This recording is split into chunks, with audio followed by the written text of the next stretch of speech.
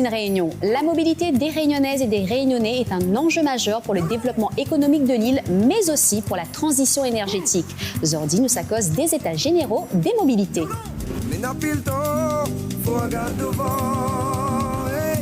Il faut donner pour aller, t'es pas là pour causer. Il faut donner pour aller, moi là pour gagner mon manger. Il faut donner pour aller, t'es pas là pour causer. Il faut donner pour aller, chaque fois il faut béquer.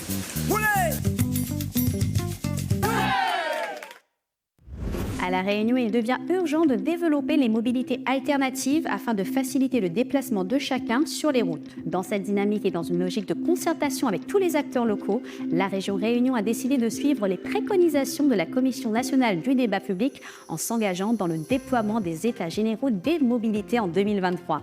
Zordi nous est à la région, devant la caravane des mobilités, et nous sommes allés à la rencontre du responsable du pôle développement à la direction des mobilités durables à la région, Cédric Moulavé, accepte notre invitation pour éclairer à nous. Allô, Warali. Bonjour Cédric. Bonjour Florence. Cédric, est-ce que vous pouvez dire un petit peu que ça il est les États généraux des mobilités? Les États généraux des mobilités, c'est un grand débat public organisé par la région Réunion à l'échelle de toute l'île de la Réunion sur le thème des mobilités. Il est innovant à 4 raisons. En raison de son périmètre, puisque c'est la première fois que la région organise un débat de cet ordre à l'échelle de la Réunion.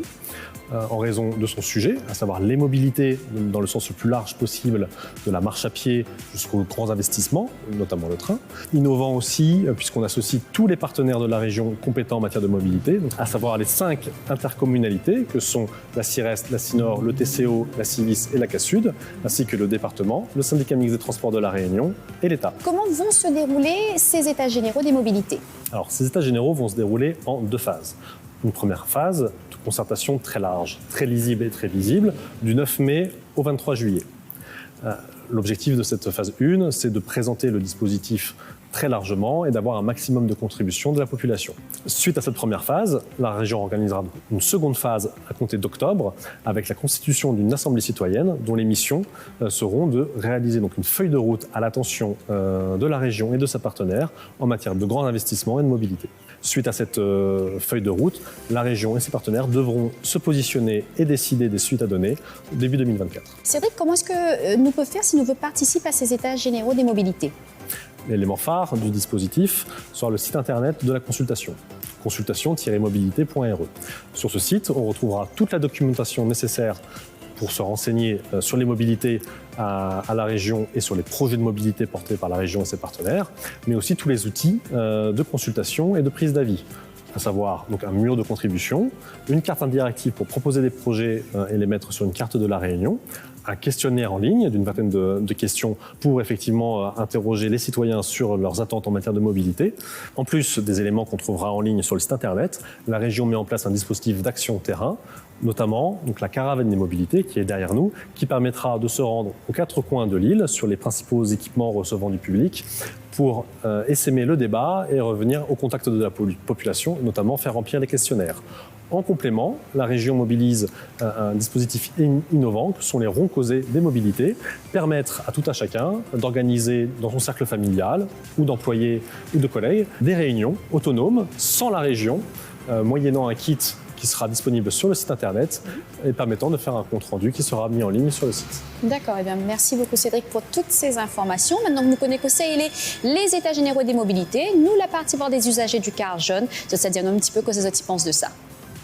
Je suis Alexa Quevelier, je fais partie du comité Valentin 8 de la Réunion. C'est une association qui dépend de l'association AVH de Paris.